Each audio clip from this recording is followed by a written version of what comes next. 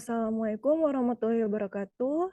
Perkenalkan, kami peserta Latsar gelombang 7, angkatan 60, kelompok 3. Di sini kami akan berdiskusi mengenai smart governance. Sebelum memulai diskusi, perkenalkan, saya Safira Ramadianti, penempatan di Direktorat Angkutan Jalan, khususnya di Subdirektorat Angkutan Barang. Saat ini saya jabatannya pengawas muatan barang berbahaya dan barang khusus. Selanjutnya, Nama saya Tony Irfan Dalubis, Angkatan 60, Kelompok 3, penempatan UBU kelas 1 Wamena, Jabatan Teknisi Penerbangan.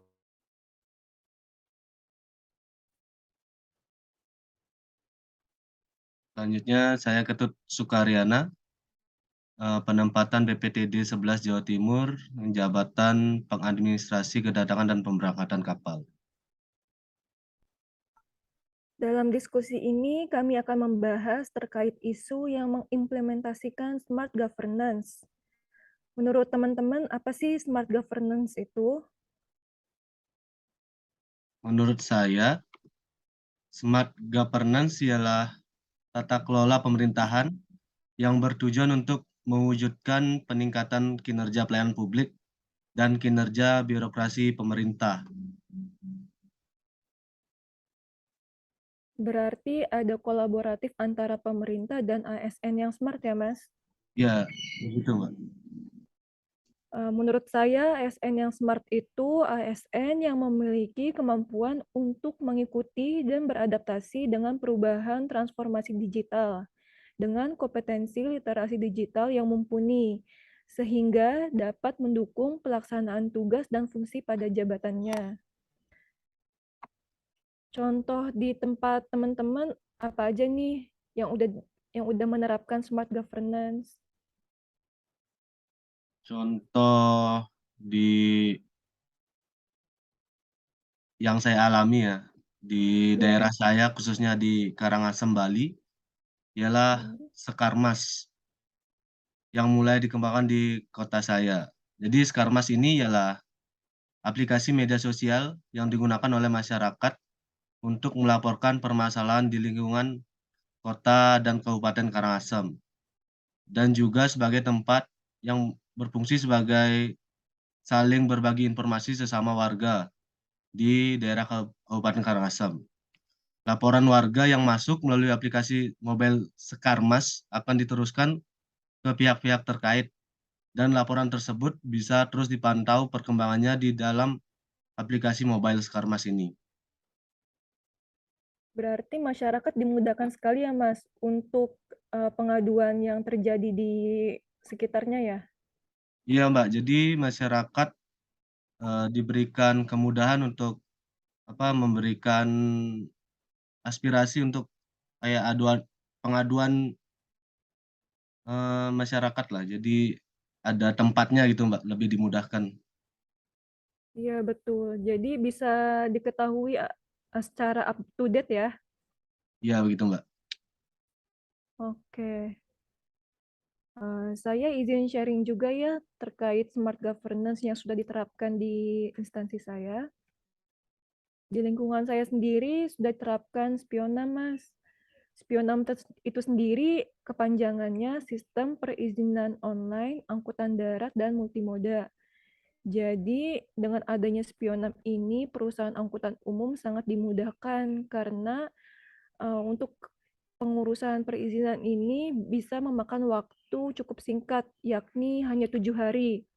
Kalau dulu mereka harus melampirkan bukti-bukti seperti label barang, dokumentasi kendaraan 3 dimensi, registrasi tanda nomor kendaraan bermotor atau biasa yang disebut TNKB, dokumen lulus uji berkala maupun sertifikat pengemudi, itu harus dilampirkan dalam bentuk hard copy. Namun, semenjak ada Spiona, mereka cukup melampirkan dengan scan dokumennya. Jadi, tidak perlu mencetak terlalu banyak. Kemudian perpanjangan izin penyelenggaraan yang dilakukan perusahaan angkutan umum ini dilakukan setiap 5 tahun sekali. Sedangkan perpanjangan kartu pengawasannya ini setiap 1 tahun sekali.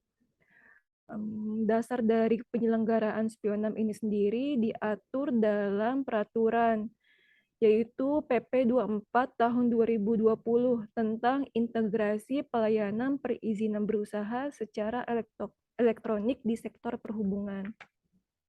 Jadi dengan adanya Spionam ini bisa tercatat dan kita bisa langsung mengawasi secara up to date.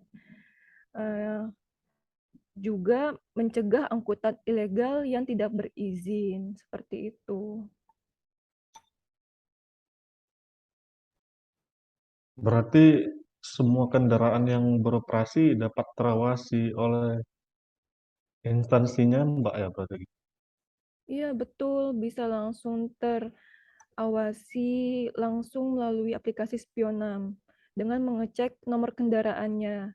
Jika ada terjadi kecelakaan, kita bisa langsung mencari melalui nomor plat kendaraannya.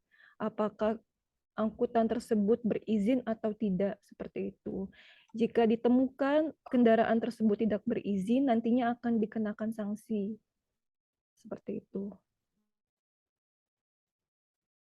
Kalau di Kalau di instansi saya paling, apalagi karena masih perintis ya, UBU kelas 1 Wamena, dan jaringan juga tidak mendukung, paling hanya penerapan untuk sidik jari saja ya yang sempat berhenti semenjak zaman COVID itu kan pakai manual. Ini jadinya mulai kami aktifin kembali. Udah gitu, eh, sudah pasti ada kan kekurangannya sidik jari tersebut. Itu bisa di backup dengan skema Raja dan IMSIS juga. Jadi semuanya tertata juga lah untuk absensi pegawai. Begitu Mas Bima. Kalau di UBU kelas 1 Wamena. Jadi dengan diterapkannya sidik jari ini, selain untuk mencegah penyebaran wabah COVID-19, juga dimudahkan ya Mas terkait digital safety-nya. Iya, Jadi benar. betul, jadi digital safety-nya ini datanya tidak digunakan secara bebas, tidak digunakan oleh pihak yang tidak berkewenangan ya Mas ya? Apalagi kan banyak tuh yang titip-titip absen, jadi Oh sekarang iya mulai betul. mulai tidak bisa. Jadi pegawai lebih disiplin juga ya Mas ya? Iya, benar. Lebih efektif dan efisien. Iya, benar. Itu aja sih kalau yang dari UBU kelas 1 Wamena, karena juga sinyal agak susah ya. Oh iya betul. Jadi kesimpulannya, dengan adanya smart governance ini dapat mengoptimalkan dan menimbulkan efisiensi waktu serta kinerja agar lebih terorganisir dan lebih terintegrasi dan dapat menimbulkan peningkatan kinerja pelayanan publik. Sekian pembahasan diskusi dari kelompok kami. Atas perhatiannya kami ucapkan terima kasih.